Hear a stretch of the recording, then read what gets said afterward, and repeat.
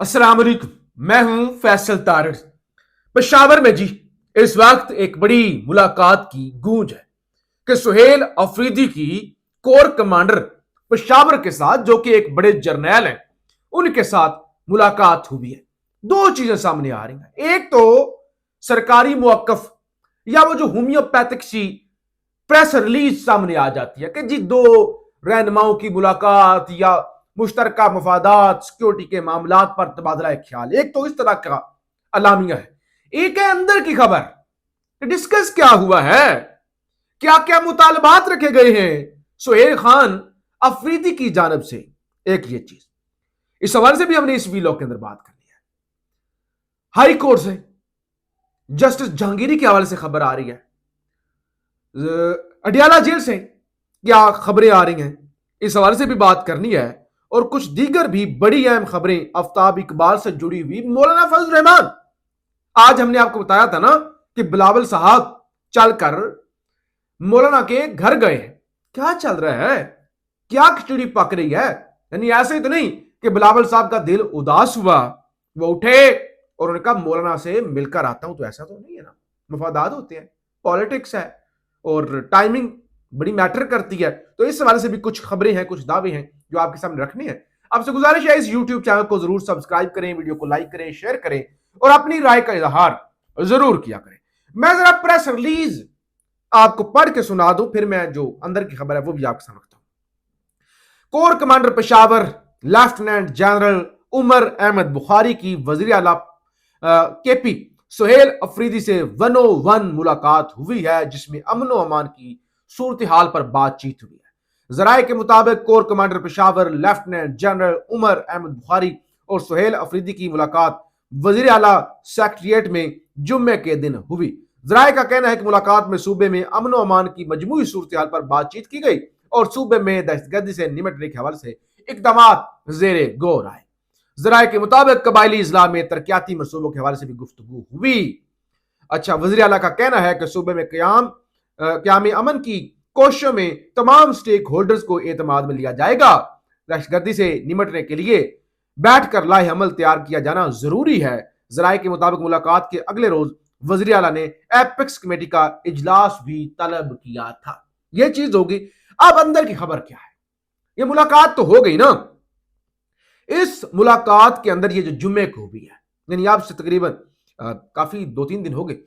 इस मुलाकात के अंदर क्या क्या था? यानी एक तो देखे ना, आज दिन को वो मुनीफ फारूक के जरिए स्टेटमेंट आ गई ना कि एस्टैब्लिशमेंट वाले ये कह रहे हैं कि सुहेल अफरीदी की ऐसी की तैसी, ये बदमाश बना हुआ है, इसकी बदमाशी निकालेंगे।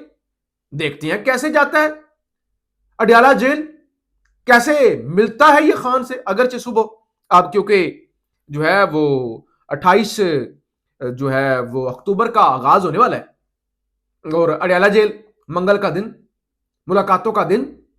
तो देखना यह भी होगा कि सुबह सुहेल अफरीदी अडियाला जेल तशरीफ लाते हैं, मुलाकात करवाई जाती है नहीं करवाई जाती, वो तो एक अलग कहानी है। और फिर अलीमा खान के 5वीं दफा वारंट गिरफ्तारी निकले हैं, क्या उनको गिरफ्तार किया जाता है या नहीं किया जाता, वो सारी चीजें हमें। अब जो अंदर से खबर आई है ना, वो जरा मैं पढ़ के आपको सुना दूं। अच्छा, वज़ीर आला हाउस के जराये ने तस्दीक किया है कि corps commander Peshawar lieutenant general Umar Ahmad Bukhari की जुम्मे को वज़ीर आला केपी सुहेल अफरीदी से मुलाकात हुई। जराये के मुताबिक कोर कमांडर से गुफ्तगू करते हुए सुहेल अफरीदी ने कहा कि सूबे के अवाम ने इमरान खान को मैंडेट दिया है। खान को मैंडेट मिला है और खान के विजन के मुताबिक आगे चलेंगे। मेरा मैंडेट नहीं है, यह मैंडेट खान का है। अच्छा, अमनो अमान से मुतालिक पॉलिसी इमरान खान के मैंडेट के मुताबिक होगी। स्टेक होल्डर मैं नहीं हूं, स्टेक होल्डर है इमरान खान, वोट है उसका। लोग करते हैं एतबार, मैंडेट देते हैं इमरान खान को। इमरान खान को माइनस नहीं किया जाएगा। अच्छा, मुलाकात में वज़ीर आला को कोर कमांडर हाउस में सिक्योरिटी ब्रीफिंग की दावत दी गई, जिस पर वज़ीर आला ने कहा कि वो इमरान खान से मुलाकात के बाद ब्रीफिंग लेंगे। एक तो उन्होंने कहा कोई ऐसी पॉलिसी नहीं बनेगी जो खान के विजन के खिलाफ। दूसरा ने कहा मैं ब्रीफिंग बाद में लूंगा, आपसे मुलाकातें बाद में करूंगा, कोर कमांडर का चक्कर बाद में लगाऊंगा, पहले मैं अपने लीडर से मिलूंगा, मैं खान के साथ मुलाकात करूंगा।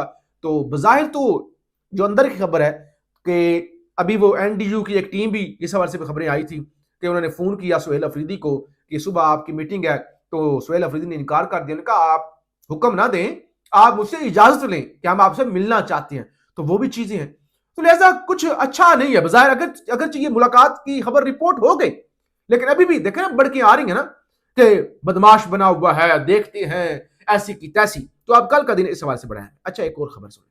खबर यह है, इस्लामाबाद हाई कोर्ट के जस्टिस तारक महमूद जहांगीरी के खिलाफ एडवोकेट मियां दाऊद की दरखास्त सुबह मुकर्रर हो गई है। सरफराज डोगर और खादम हुसैन समरो समात करेंगे। ये वही वो दरखास्त जो है कि समाज से रोका जाए जब तक इनकी डिग्री वाला मामला नहीं, और फिर उनको वो रिलीफ भी मिल गया था सुप्रीम कोर्ट से। तो अब ये क्या दोबारा कल जहांगीरी साहब को काम से रोका जाता है? इस हवाले से भी कल का जो दिन है वो बड़ा अहम होगा और इस पर भी नजरें लगी हुई हैं। और फिर पाकिस्तानी आर्मी चीफ उर्दन पहुंचे हुए हैं और खबरें आना शुरू हो गई हैं। दो तीन जराए से खबरें आ रही हैं कि इंडोनेशिया की, पाकिस्तान की और अजरबैजान की, ये तीन मुमालिक की फौज होगी जो गजा के अंदर जाएगी और अमन व अमान, जो भी वो कह रहे हैं कि एक मुश्तरका फौज बनेगी और वहां पे अमन व अमान इंश्योर किया जाएगा, पीस के लिए कोशिशें होंगी। तो उस सिलसिले में शहबाज शरीफ तो देखे ना सऊदी अरब गए हुए ना, और फील्ड मार्शल उनकी वो सीसी से भी मुलाकात हुई, और उसके बाद जो अब्दुल्ला दोम है उर्दन के डिक्टेटर, उनके साथ भी उनकी मुलाकातें हो रही है। तो बहुत कुछ चल रहा है। अच्छा, एक और खबर, आज क्योंकि मुलाकात होगी मौलाना फजल रहमान की, मैंने आपको बताया था कि कुछ तो चल रहा है। अगरचे 27वीं तरमीम की खबरें पिछले 2 महीनों से आ रही है, बल्कि जब 26वीं हुई थी उसके साथ 27वीं का जिक्र होना शुरू हो गया था कि जो अब कसर रह गई है ना, वो कसर 27वीं में पूरी की जाए। अब नंबर तो पूरे हैं। मौलाना फजल रहमान की जरूरत नहीं है 27वीं तरमीम के लिए, क्योंकि मखसूस सीटें उधर मिल गई और पीपल्स पार्टी नून लीग 2/3 मेजोरिटी, तरमीम वो कर सकते हैं, उनको किसी किस्म का कोई मसला नहीं है। फिर मौलाना को क्यों मिल रहे हैं? कुछ तो खबरें ये भी आई, दावे हुए, वो जो साले जाफर साहब की खबर मैंने आपको दी थी ना 2-3 हफ्ते पहले, जिसमें उन्होंने कहा था कि पीटीआई तो अब माइनस हो गई है, सुन्नी इत्तेहाद भी माइनस हो गई है, तो अब पीछे बची बड़ी जमात जो लार्जर पार्टी है, सिंगल लार्जर पार्टी पार्लियामेंट के अंदर या कौमी असम्बली के अंदर, वो है जेयूआई, मौलाना फजल रहमान की जमात। तो लिहाजा मौलाना फजल रहमान अगर मान जाए तो उनको अपोजिशन लीडर बनाया जा सकता है ताकि महमूद खान अचकजई का रास्ता रोका जाए। तो कुछ जराए कह रहे कि इस हवाले से ये बिलावल गए थे मुलाकात करने के लिए, कुछ जराए कह रहे नहीं, ये नहीं मामला, 27वीं तरमीम आ जाए तो मौलाना ने खामोश रहना है, इस हवाले से ये थी। फिर कश्मीर के अंदर जो हुकूमत बनाई जा रही है, जुर्लू पेरा जा रहा है, उस हवाले से ये मुलाकात थी। लेकिन एक चीज है, पिछले 2-4 साल की सहाफत या 5-6 साल का ये तजर्बा, इससे एक चीज सामने आई है कि अगर किसी को लगता है ना कि मौलाना फजल रहमान आइन और कानून के साथ खड़े होंगे, ये उसकी गलतफहमी है। मुझे गलतफहमी कुछ अरसे के लिए हुई कि मौलाना फजल रहमान जमहूरियत के साथ खड़े होंगे, आइन के साथ खड़े होंगे। फिर वो मेरी हो गई गलतफहमी दूर जब ये सुहेल अफरीदी का इलेक्शन हुआ। आइन के मुताबिक हुआ इलेक्शन, एक आइनी प्रोसीजर, मौलाना फजल रहमान उठ के हाई कोर्ट चले गए और वहां से मुंह की खानी पड़ी। तो उस वक्त पता चल गया था कि मौलाना फजल रहमान जाली वोटों से, खरीदे हुए वोटों से अगर मौलाना को उम्मीद लगाई जाए तो मौलाना कुछ भी कर सकता है। केपी की किसी सीट के लिए मौलाना आइन कानून हर चीज की धज्जियां उड़ा सकता है। तो लिहाजा उससे तो उम्मीद जो है वो ना ही रखी जाए। तो बहरहाल ये मुलाकात बढ़िया है। फिर आफ्ताब इकबाल साहब सीनियर सहाफी भी हैं, प्रोग्राम एंकर भी हैं और तजिया नगार भी हैं, कॉमेडी शो भी करते हैं। उन्होंने दावा किया था कि वो जी अडियाला के अंदर अली अमीन गंडापुर गए और वो इसराइल को तस्लीम करने के हवाले से बताया गया था, आपको बनी गाला कर देंगे, आप इब्राहिम अकॉर्ड पर आप खामोशी इख्तियार कर लें, ये कर लें, वो कर लें।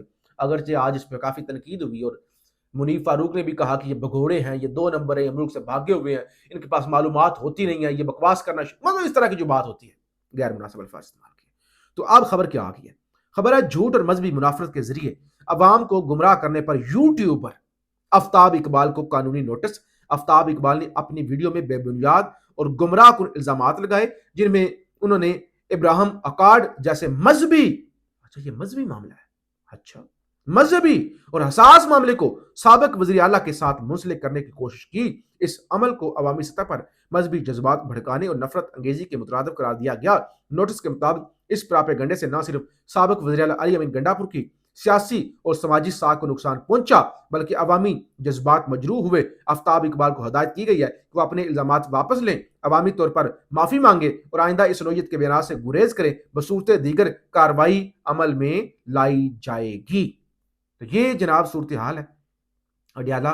कल मुलाकातें, बड़ा अहम दिन होने जा रहा है और हम कोशिश करेंगे कि आपको अडियाला से कल जो है बराह रास्त सारी चीज़ें रिपोर्ट करें। मुल्तान के अंदर सूरत हाल बड़ी ख़राब है, अगरचे पंजाब हुकूमत छुपा रही है, डेंगू ने वहाँ पर तबाही मचाई हुई है, तो इस पर भी नज़र रखें। और अपने आप को, ज़ाहिर है अगर मुल्तान से या साउथ पंजाब से या किसी भी जगह से ताल्लुक है, अपने आप को खुद अपनी जिम्मेदारी पर किसी होटल से कुछ खाना खाएं, अपनी जिम्मेदारी पर खाएं, गंदे खाने, कहीं ट्रैवल करना है अपनी जिम्मेदारी पर करें, अपनी चीजों की हिफाजत अपनी जिम्मेदारी पर, गुफ्तगू भी करनी है इवन वो भी अपनी जिम्मेदारी पर, क्योंकि इस मुल्क के अंदर आइन और कानून तो है नहीं। पाकिस्तान जिंदाबाद।